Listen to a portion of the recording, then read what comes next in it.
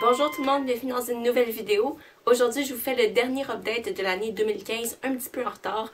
Donc, je vais vous parler de 3 livres aujourd'hui. C'est autant des romans que des bandes dessinées. Le plus vieux que je vais vous présenter très brièvement, c'est The Piano Players de Anthony Burgess, chez les éditions obscures Arbor House. Je l'ai lu en langue originale. J'ai fait une vidéo complète uniquement sur ce roman-là puisque c'est un coup de cœur. Alors, je vous invite à aller voir le lien en barre d'informations si ça vous tente d'en entendre un peu plus là-dessus. Ensuite de ça, je vais vous présenter une bande dessinée pour jeunesse, L'arbre crochu du père Brochu de Gilles G. Lamontagne, dessiné par Célina Guiné, conte d'Abitibi, publié chez Planète Rebelle, que je me suis procuré au Salon du Livre 2015. Et finalement, je vais vous parler de cette fameuse lecture très connue sur la blogosphère et sur Booktube, Les fiancés l'hiver, le premier tome, écrit par Christelle Dabos et publié chez Gallimard Jeunesse. Alors pour ce qui est de The Piano Players, c'est l'histoire d'une jeune fille et de son père qui vivent tous les deux ensemble puisque le restant de la famille est décédé dans un tragique accident.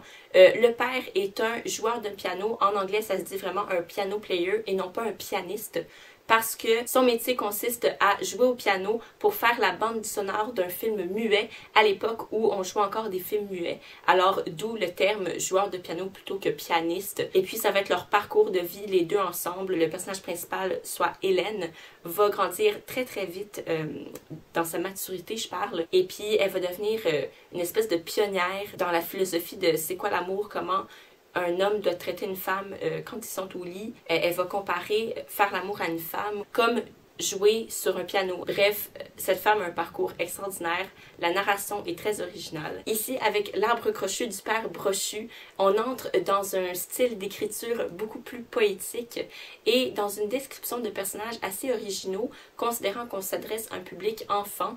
Les animaux qui vont accompagner le personnage principal du vieux monsieur ici, le père Brochu, sont très particuliers. Il y a une grande signification, le symbole est très important dans la BD. On parle de persévérance, c'est ça que j'ai beaucoup aimé, ça me faisait beaucoup penser à des contes métaphoriques ou en espèce de fables. Et en bref, l'histoire de la BD, c'est celle d'un vieux monsieur qui possède un arbre qu'on voit ici et l'arbre n'a pas de feuilles, il est comme un peu mort.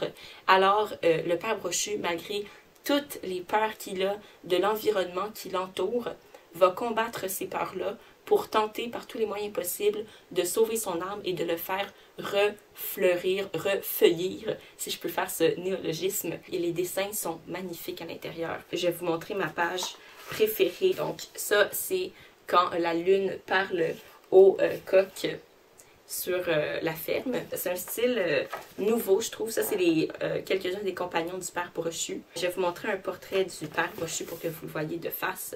C'est vraiment une belle BD. Le message est important, puis qu'on trouve des BD pour jeunesse, qu'on peut bien comprendre et apprécier, qui livrent en plus un beau message. C'est tellement important. Finalement, le dernier roman, et non le moindre, il s'agit des fiancés de l'hiver.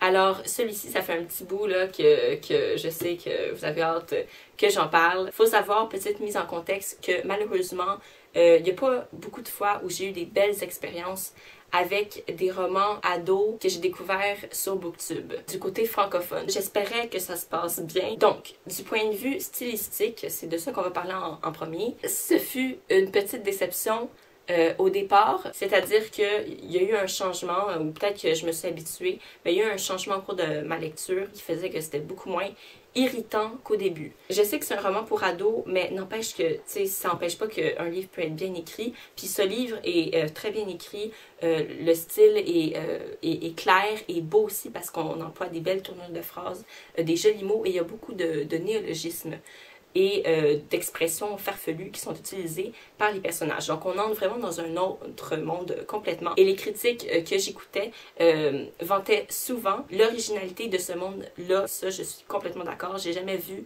un monde comme ça, aussi différent, aussi nouveau, dans d'autres livres dystopiques ou d'ados que j'ai lus ailleurs. Alors ça, c'est vraiment chouette. La chose donc qui m'a chicoté, c'est pas les nouvelles expressions, les néologismes. Il y a une tournure de phrase qu'elle utilise, en fait qu'elle a utilisée à chaque fois qu'elle décrivait un personnage. Comment elle décrit un nouveau personnage qui arrive en scène? Ben, elle va toujours le comparer à un autre qu'on connaît déjà. Comme ça nous permet de le situer, de voir qu'est-ce qui le différencie des autres. C'est super. Sauf que comment elle amorce cette comparaison-là, c'est en disant cette fille était aussi belle et gentille que l'autre était laide et bête. Donc le temps que, tout le temps ces deux petits mots-là. Et ça, j'ai trouvé ça, ben, pour être honnête, un petit peu maladroit, puis très redondant. C'est pas comme quand on pratique un style où on fait exprès de mettre une répétition pour justement changer la signification du mot. Fait que le personnage était tout le temps décrit de la même manière, peu importe c'était lequel dans le livre. Je porte beaucoup attention au style, malgré moi, peut-être une déformation professionnelle, pardon. Après ça, on passe au point positif, parce qu'il y en a beaucoup, là. Mais le deuxième point que j'ai pas aimé, que ça faisait longtemps que j'avais pas vécu ça. C'est deux gros trucs que j'ai pas aimé dans le roman, qui pour moi sont extrêmement importants, et dans le fond c'est un peu dramatique, là. Bref, j'ai vu le personnage de Thorn, donc le personnage masculin principal du roman, comme un personnage, et j'y ai pas cru en tant qu'humain. Je me disais pas, Thorn aurait pas dû faire ça parce que je suis attachée à Thorn. Je me disais, il aurait pas pu faire ça parce que c'est pas réaliste selon comment il est décrit, avec qu'est-ce qu'il dit. Il me semble que ça serait contradictoire qu'ils disent autre chose. Les humains, on s'entend, ils se contredisent souvent, mais là-dedans, c'était des points importants de ses valeurs. C'était juste, ça me semblait être, de mon point de vue, irréaliste. Et je suis pas arrivée à croire à son personnage. Je l'aime beaucoup, mais quand il agissait, quand il posait une action, j'étais comme... Non! Sinon, passons au point positif, hein, parce que là, vous allez croire que j'ai une haine totale pour les fiancés d'hiver, mais c'est faux. J'ai beaucoup apprécié ma lecture.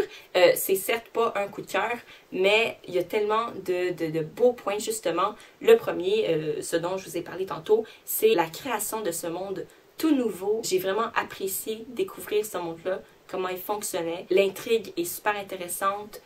J'ai beaucoup aimé le personnage principal d'Ophélie, j'y ai cru, j'ai partagé ses émotions, j'ai adoré les personnages principaux, les personnages secondaires, pardon. Oui, les personnages secondaires, pour le coup, ils sont bien faits et je les adore. Ils sont vraiment chouettes. J'ai envie de lire la suite, j'ai envie de lire le deuxième tome. Il vaut la peine d'être lu, d'être découvert. Ça cible bien son public. Donc voilà, je vous le conseille, bien évidemment, si vous voulez lire un autre roman dystopique parce que vous aimez ce genre-là, mais quelque chose de différent parce que peut-être vous seriez tanné des livres qui commencent à se ressembler. Voilà, c'était tout pour les derniers ouvrages de l'année 2015 que j'ai lus. Maintenant, je voulais juste vous présenter très brièvement ceux que je suis en train de lire en ce moment parce que j'en lis deux en même temps. J'essaie de les terminer rapidement avant que mes travaux d'école embarquent. J'ai commencé le deuxième tome de Outlander, soit Le Talisman de Diana Gabaldon, ici publié chez une autre édition obscure. J'aime tellement mieux le tome 2 que le tome 1. Genre...